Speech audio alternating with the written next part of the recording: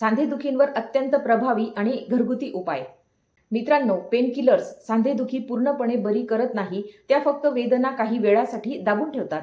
सांधेदुखीवर कायमस्वरूपी आणि प्रभावी उपाय करण्यासाठी तुम्हाला बाहेर कुठेही जाण्याची गरज नाही. घरातल्या साहित्यापासूनच एक असा अचूक उपाय बनवता येतो जो गुडघे, कंबर किंवा शरीराच्या कोणत्याही भागातील सांधेदुखीमध्ये खूप आराम देतो.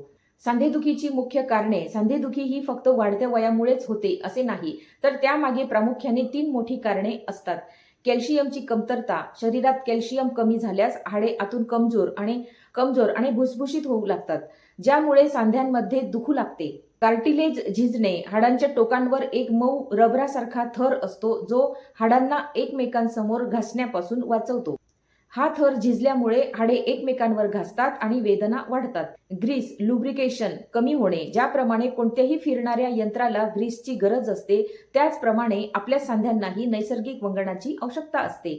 याची कमतरता निर्माण झाल्यास सांध्यांची हालचाल कठीण होते आणि वेदना सुरू होतात. सांधेदुखी दूर करणारा विशेष उपाय आणि त्याचे घटक. हा उपाय तयार करण्यासाठी आपल्याला खालील साहित्याची गरज पडेल. नंबर 1, दूध. पहिला घटक आहे दूध. दूध हा कॅल्शियमचा सर्वोत्तम स्रोत आहे जो हाडांना मजबूत बनवतो.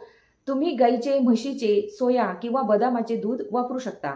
हळद आणि दुसरा घटक आहे हळद आणि आलं. या दोन्ही घटकांमध्ये सूज कमी करणारे अँटी इन्फ्लेमेटरी गुणधर्म असतात. हळदीमध्ये कर्क्युमिन आणि आल्यामध्ये जिंजरॉल असते, जे सांध्यांची सूज आणि वेदना नैसर्गिकरित्या कमी करतात. दालचिनी. तिसरा घटक आहे दालचिनी, सिनामॉन. यात असणारे घटक सांधेदुखी आणि सूज कमी करण्यास मदत करतात. 5वा घटक आहे काळी मिरी. काळी मिरीमध्ये पिपरीन नावाचे तत्व असते, जे सूज कमी करण्यासोबतच हळद आणि इतर घटकांचा प्रभाव शरीरामध्ये कैक पटीने वाढवते. या बनवण्याची पद्धत आणि ते वापरण्याची योग्य पद्धत. 1 ग्लास दूध उकळण्यासाठी गॅसवर ठेवा. दूध उकळू लागल्यावर त्यात 1 चमचा किसलेले आलं, अर्धा चमचा हळद पावडर किंवा कच्च्या हळदीचा छोटा तुकडा, 1.5 इंच दालचिनीचा तुकडा आणि 3 ते 4 कुटलेली काळी मिरी टाका.